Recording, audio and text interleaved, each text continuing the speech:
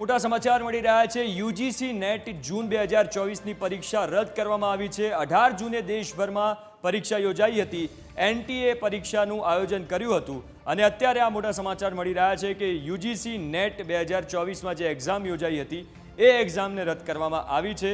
18 જૂને દેશભરમાં પરીક્ષા યોજાઈ હતી અને એનટીએ જ પરીક્ષાનું આયોજન કર્યું હતું।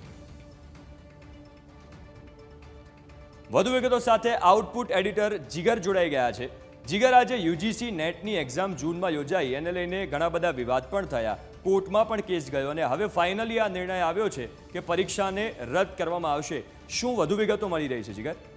એટલે કે જે પરીક્ષાનું જે આયોજન કરવામાં આવ્યું હતું એ પરીક્ષાને જ હવે રદ કરી દેવાનો એક નિર્ણય લેવામાં આવ્યો છે અને એનટીએ પરીક્ષાને આયોજન કર્યું હતું અને એ પરીક્ષાને હવે રદ કરવાનો નિર્ણય લેવામાં આવ્યો છે। કેન્દ્રીય શિક્ષા મંત્રાલય આ સત્તાવાર તેની જાહેરાત કરી છે। જે પરીક્ષા જે કરવામાં આવી હતી એને રદ કરવાનો નિર્ણય લેવામાં આવ્યો છે।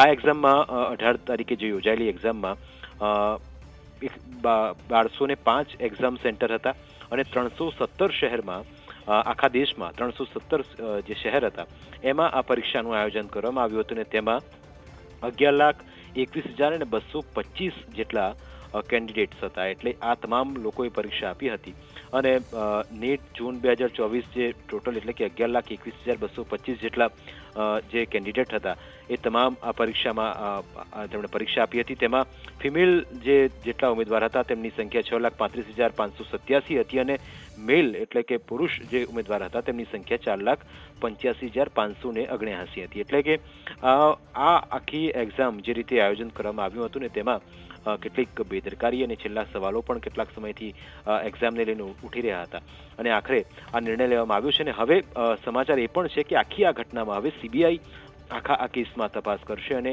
એમાં જે તથ્યો અને જે સામે આવશે એ આધારે જ આગળની કાર્યવાહી કરવામાં આવશે। એટલે કે હવે આખી આ ઘટનામાં સીબીઆઈ તપાસના પણ આદેશ આપવામાં આવ્યા છે।